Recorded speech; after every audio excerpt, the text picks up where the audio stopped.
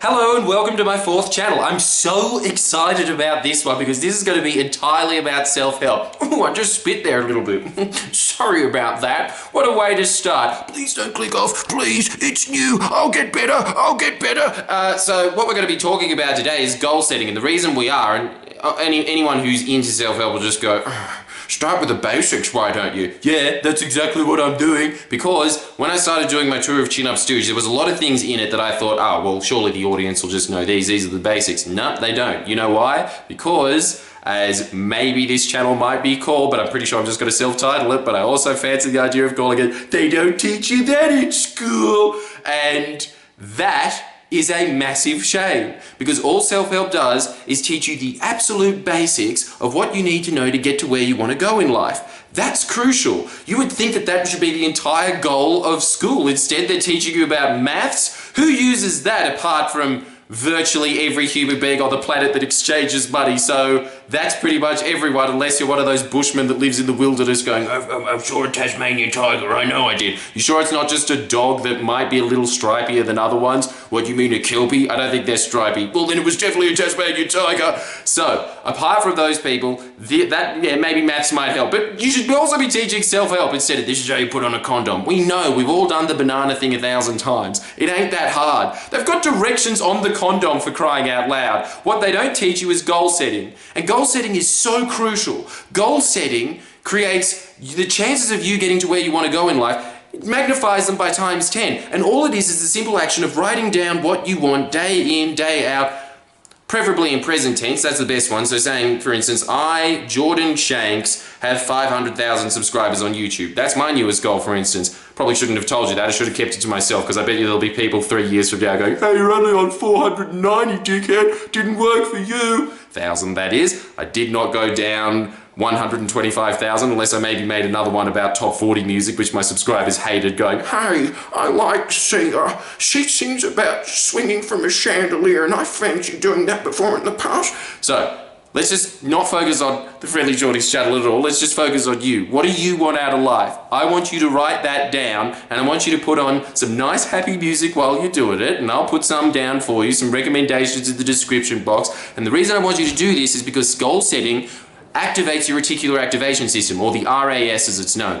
Now what the reticular activation system is say that your parents bought themselves a car and it was a Saab, and they didn't have a Saab before, and now they do. And now you start seeing them all over the place. It's not because everyone bought a Saab, stupid, it's because your parents bought a Saab, and your brain only focuses on what it thinks is important. That's why you're seeing them everywhere. In fact, there's billions of things that you could be focusing on right now. You're probably only just focusing on my voice, my nose. Maybe you're thinking, how long is this going to go? I've probably got about half an hour until my mum comes home and I really want to go on X videos. And, you know, that's fine. We'll try and keep this short for you. I understand what it's like. I've been 15 as well.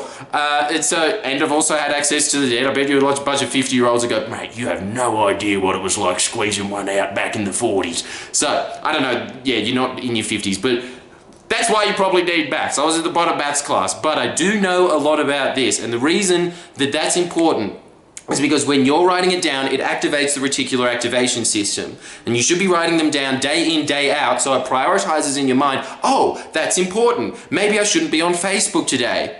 Or you should be on YouTube, just to watch these, by the way. But as soon as you've done that, click off. None of this Stephen Colbert owning Trump shenanigans. He owns Trump every single night. And frankly, I think he could do a bit of a better job. He seems to be on downslide. But ratings, Steve, are a different thing. Everybody's got their own opinion. Look, I'm entitled to buy it. The reason that happens is because it prioritizes in your mind that you've got big things that you should be focusing on that day. And if you don't, people start what they call in self-help constantly, and this is a great phrase. Make sure that you remember this. Major in minor things. Now think about that. That's a crucial understanding in life, a key distinction of people that start moving ahead towards something bigger in life, something where they're actually contributing to society and they're successful themselves, multi-billionaires. These people, most of the time, they're catching the big fish. They're letting the little ones slide. And the reason they're doing that is because they're thinking, while everybody else is in a meeting going, I'm bored, they're thinking, how can I utilize this to get towards my goals? Another great quote, if you don't write down goals, you start working for someone who actually does have goals. It is a universal law of life, and I've seen it time and time again with my own friends. The ones that actually listened to me and started writing goals, they've started their own businesses. They have people working for them now. The people that didn't are just go, drugs and party. I'm in my late 20s now, but I still think I'm 18. Yay, my brain's fried. Those people aren't moving ahead in life, and they're working for those people. You know what the major key distinction is? It's not because they're smarter. It's not because they're tougher and fiercer. This is a damn 50,000 BC. You don't get ahead in life because of you're a champ at arm wrestling. I bet you those guys only get $20,000 if they win the national championships. I bet you there's some guy there with a massive arm going, "Oi, you want to fight that?" No, that's fine. Let's just keep this relationship as it is, very digitized. That'd be great. But for obviously there's going to be exceptions in life. But in general, people who set goals purely because their brain is focused on things that are actually important move ahead in life. There's another phrase called right action, which means that, say that because I've written goals, focusing on what I should be focusing on 30% of the time. Now you might think that's not much, but it's more than most people who sit there and have this vague idea of, oh yeah, maybe I want to be in a band one day, that'd be awesome, but then I have to learn bass. Guitar Hero? So those people aren't focusing or moving towards what they should be moving towards because their brain is constantly thinking, well, I'm kind of hungry now. Now I kind of feel like being titillated with some stimulation from television or going on the net. They just start majoring in minor things. This is the importance of it. So, to cut this short, because I know that you want to go on next videos, I want you to write down 2 things that you want to complete by the end of this year. Minimum. That's all you have to do. You can write more if you want, but at the absolute minimum, I want you to write down 2 goals that you absolutely want to achieve by the end of 2017.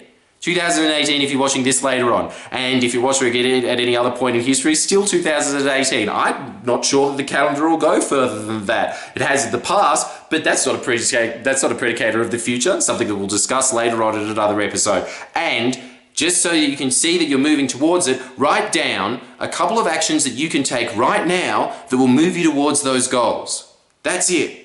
Now you can write down lifetime goals, you can write down monthly goals. I'm at the point where I write weekly goals, monthly goals, quarter, yearly goals, and my yearly goals, and my lifetime goals. I do that at the beginning of New Year's Eve, and at the end of it, I achieve about 60 to 80% of the goals, of all those goals. And you might say, well, 60%, that's not impressive. It is far better than most people who go, New Year's resolution, I'm not going to be fat. Oh, I'm still fat.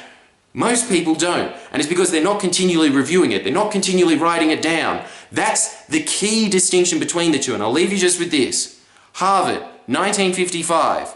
I think it was the business school. They asked their graduating students who was writing down their goals on a daily basis. It was 3% of the class. Now think about that. These are the ruling elites of America, and still only 3% of them are doing it. They have all the connections in the world. Those 3% ended up earning more than 97% of the rest of the class combined. They earned more than everybody else, just that 3%. But on top of that, they also reported that they were happier, more fulfilled. They had accomplished almost everything that they wanted in life. The other people that didn't write the goals, in the mud. In fact, in every generation, you know the phrase class mobility? It means people that move from the middle class to the upper middle class, or people from the upper middle class that move to the higher, or people that were poor and moved to being the richest. It's about 5% of the population. That's about equivalent to the people that write down goals in the general populace. It is crucial for you to get into this habit. This is one of the most key cornerstone things that you could possibly do to ensure that you have a much better chance of getting to where you want to go, and it doesn't cost you anything except for a pen and a paper. Everyone can afford that, unless you're on the dole and you spend all of your money on weed, which is what the vast majority of people on the dole do, according to my research. The 2 people that I know that are still on it. It's pretty weird of me, especially to just go, dole people are human beings too. That's what the entire Friendly Geordies podcast and video channel is about. And I do agree to that. You definitely do need it, but come on, there's some abusers out there. We all know there are. Just get slightly less than an ounce this week. Invest in a pen and paper so that one day you can be getting pounds of weed a week. Whatever you want to do, I don't care what it is. Write down 2 things that you want to accomplish by the end of the year and a couple of actions that you can start right now to get you to move towards it. Because, as we'll discuss in another video, the power of momentum, that's what gets you ahead in life. There's this massive myth in life that information equals power. It absolutely does not. Otherwise, academics would be the richest people on the planet. Not even close. There's principles that make more than academics. What gets you ahead in life is action. Action equals power. So, after you've done that, I want you to actually go out and do the couple of actions that you wrote down that you can do right now to move towards those goals. Happy music in the description. See you next week.